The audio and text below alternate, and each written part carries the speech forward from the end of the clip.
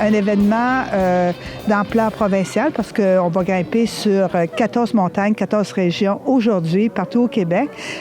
Aujourd'hui, on va grimper le mont Saint-Mathieu. C'est le défi chaîne de vie de la région Bas-Saint-Laurent. Et on accueille aujourd'hui la chaîne du don sur cette belle montagne pour grimper ensemble et pour que le projet d'éducation au don d'organes en milieu scolaire soit reconnu, soit déployé dans toutes les écoles secondaires du Québec. Alors, on a avec nous ici, à ma droite, Mme Maïka, qui est enseignante à l'école secondaire de Trois-Pistoles, une enseignante chaîne de vie. Et je pense qu'elle pourrait nous témoigner de ce qu'elle vit en classe avec ses élèves grâce au programme d'éducation chaîne de vie. Ah, c'est magnifique. C'est un projet clé en main qui s'enseigne, qui s'adapte très bien au programme de secondaire 4. Étant donné que ces jeunes-là, ils vont avoir 16 ans, ils vont avoir leur permis de conduire, ils font leur expérience avec des substances. Puis quand tu mélanges ça avec chaîne de vie, là, tout fait son sens. Quelle est ma vie? Quel est mon corps? Comment j'en prends soin? C'est un projet clé en main pour toutes les enseignantes du Québec, j'espère dans le monde. Ça devrait être obligatoire à enseigner.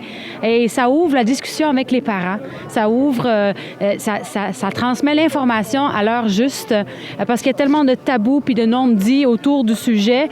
C'est un projet qui crée une proximité avec des élèves qui s'ouvrent à parler de tout, puis à un âge où ils sont mûrs pour ça. Moi, mon rôle dans la journée d'aujourd'hui et même en amont était de préparer toute la communication de l'événement, rentrer en contact avec tous nos maillons clés, donc les enseignants, les médecins, les greffés, les donneurs. Donc tout ce monde-là, en fait, tous les acteurs autour du défi, tous les acteurs autour du don d'organes. Et puis par la suite, préparer l'événement le jour J, donc l'installation, toute la logistique, en fait, l'installation du matériel, faire le balisage dans la montagne pour préparer la randonnée, préparer l'ascension de cette montagne. OK. Et est-ce que c'est vous qui faites l'entraînement des participants?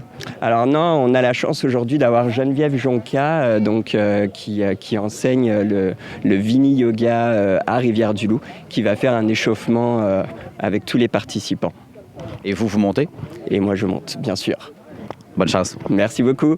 Moi, je trouve ça intéressant quand on voit tout le monde qui vient et qui s'implique. Chaîne de vie, c'est tellement une belle cause, c'est un beau don. Il faut de plus en plus en parler. L'avenir s'en va vers ça. Et puis, il faut surtout être capable d'informer nos enfants pour que plus tard, ce soit quelque chose qui devienne automatique pour eux autres puis que ce soit même pas une question. Moi, j'invite les gens qui vont regarder ça à en jaser ce soir, à en jaser autour de la table et dire « Toi, c'est-tu quelque chose qui t'intéresse? » Et puis, c'est un choix, hein, c'est un don. Un don, c'est de vouloir donner ou d'accepter de donner.